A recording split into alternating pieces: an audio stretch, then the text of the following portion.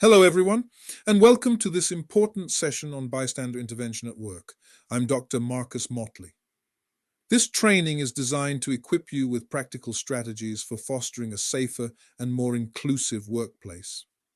We'll explore how to recognize and effectively respond to situations that warrant intervention, moving beyond observation to proactive engagement. We have a comprehensive agenda planned. We'll start by clarifying the definitions of bystander intervention and understanding the phenomenon known as the bystander effect. Next, we'll introduce the SCOPES model, a crucial pre-consideration framework for approaching challenging situations. Following that, we'll delve into the WISH model, a guide for crafting effective verbal responses. Finally, we'll explore how to intervene using the 5Ds framework, applying these techniques to a realistic scenario to solidify our understanding. To set the stage, let's consider a common yet challenging workplace scenario. Imagine a team meeting with 11 people, 3 of whom are attending virtually. During this meeting, a senior officer suddenly yells at a junior contract staff member. The senior officer then slams their hand on the table and proceeds to use derogatory language, calling the junior staff member slow, stupid, and idiotic. This type of interaction is unfortunately quite common and presents a clear need for intervention. So, who exactly is a bystander in a professional setting? Simply put, a bystander is anyone who witnesses or becomes aware of behavior that warrants attention or action. This could range from observing a positive act that deserves recognition to noticing something that is negative, harmful, or inappropriate. Bystanders have a unique position to influence outcomes, whether by offering positive feedback for good conduct or by redirecting and de-escalating negative acts. Bystander intervention is about more than just witnessing an event, it's about actively choosing to respond. It involves recognizing a potentially harmful situation or interaction and making a conscious decision on how to respond in a way that could positively influence the outcome. This proactive approach is a vital step in preventing or addressing workplace behaviors that may be detrimental to others, contributing to a healthier and more respectful environment for everyone.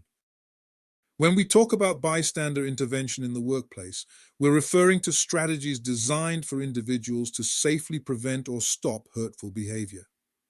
These interventions aren't limited to dramatic confrontations. They can occur before an incident escalates, during the harmful interaction itself, or even after the fact to provide support and address the fallout. The goal is to empower everyone to contribute to a culture where inappropriate behavior is not tolerated and everyone feels safe and respected. Now let's consider a critical psychological phenomenon known as the bystander effect. This is what often prevents people from intervening, even when they see something wrong. It's the tendency for individuals to be less likely to offer help to a victim when other people are present. Many factors contribute to this, including the assumption that someone else will step up, fear of making things worse, or simply not knowing what to do. Understanding these barriers is the first step toward overcoming them. So again, the bystander effect is a psychological phenomenon where individuals are less likely to intervene in a situation, particularly when others are present. A key component of this effect is the diffusion of responsibility. In a group setting, individuals often feel less personal responsibility to act because they assume someone else will take charge or has already done so. When responsibility is not explicitly assigned, it becomes diluted among all present, leading to inaction.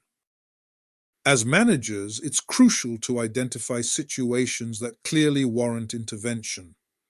This includes any form of physical or emotional violence, such as bullying or harassment. It extends to offensive comments, whether they're homophobic remarks or other isms targeting specific groups. We must also address microaggressions, which, though seemingly small, can erode trust and respect over time. Purposeful exclusion or shaming and put-downs also fall into this category. Before intervening, it's vital to apply the Scopes model as a key preconsideration. First, consider safety, your own and others. Is it safe to intervene directly?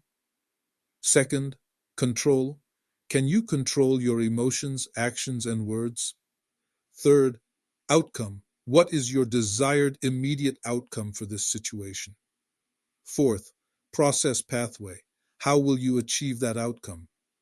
Fifth, evaluate.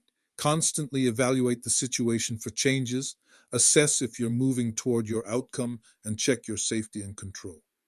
Finally, support. Do you have support? And are you supporting others who have stepped up? When you're ready to respond, especially verbally, the WISH formula can be an incredibly helpful guide. This framework helps you articulate your concerns clearly and constructively. Start with W for when, describing the specific behavior you observed. Then move to I for it causes, and explain the impact or consequence of the actions or behaviors of the other person. Next, S is for so. This outlines your expectation for behavior change in the future. Finally, H is for here, which explains how the person can do this. Here is an example. When you interrupt others while they're speaking, it causes me to feel concerned that not everyone is being heard. So I am requesting that you allow people to finish their thoughts. And here is an example of what you can do. Pause for a few seconds after someone speaks before responding.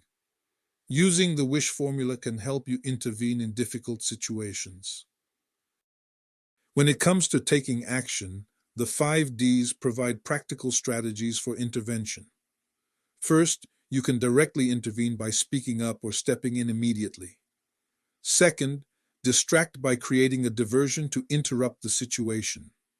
Third, delegate by getting someone else involved, like a supervisor or HR. Fourth, delay your intervention if immediate action isn't safe or possible, but commit to addressing it later. Finally, document everything.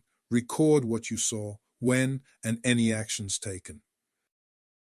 Let's revisit our earlier scenario, the senior officer yelling and slamming the table at a junior staff member during a team meeting. The team leader ended the meeting and escorted the junior staff out, but did nothing else.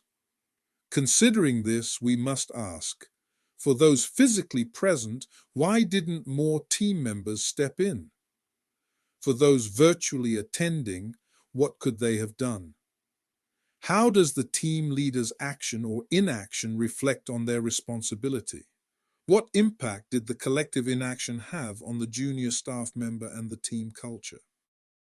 Building on our scenario, let's explore some other critical considerations. What were the compelling reasons why a more direct intervention should have occurred in that moment? Can you brainstorm examples of additional direct interventions that could have been employed, but weren't discussed earlier? Thinking creatively, what indirect techniques, such as distraction, delegation, or strategic delay, might have been effective? Finally, is documentation necessary in such a case? And if so, who should complete it? What specific details should be recorded, and how should it be done? Effective intervention doesn't end when the immediate situation is resolved. It includes a crucial debrief and follow-up process. First, debrief with the victim if possible, offering support and ensuring their well-being. Next, evaluate what happened, reflecting on the incident and the intervention. Third, follow up on any actions you promised to take. Fourth, follow up on actions that should be taken, even if not explicitly promised. Fifth, complete your documentation thoroughly. And finally, pass relevant information upline to ensure appropriate organizational action. The shift I am encouraging is from being a bystander. It's about more than just witnessing an injustice or inappropriate behavior. It's about actively taking a stand. As I often say, move from being a bystander to being an upstander. This mindset change empowers each of us to contribute to a positive workplace culture where everyone feels supported and respected. Let's reinforce this powerful idea. Move from standing by to standing up. Instead of passively observing as a bystander, choose to become an upstander. This means actively challenging inappropriate behavior and advocating for what is right. It's about understanding that collective well-being depends on individual courage. Get up, stand up for we rights, ensuring that our collective workplace experience is one of respect and safety. Building on the concept of standing up for we rights, it's equally crucial to recognize the importance of standing up for I rights. This also means asserting your own boundaries and ensuring your voice is heard. Sometimes being an upstander means protecting yourself from harmful situations and ensuring your own professional integrity. Get up, stand up. Stand up for I rights because your well-being matters too. Finally, let us reflect on the profound words of Martin Niemöller from 1946, which powerfully illustrate the cost of inaction. He recounted, "First, they came for the socialists, and I did not speak out, because I was not a socialist. Then they came for the trade unionists, and I did not speak out, because I was not a trade unionist. Then they came for the Jews, and I did not speak out, because I was not a Jew. Then they came for me, and there was no one left to speak for me." This powerful message underscores our collective responsibility to speak out for others, lest we find ourselves alone when we need a voice. This is Dr. Marcus Motley. You can reach me at marcusmotley.com.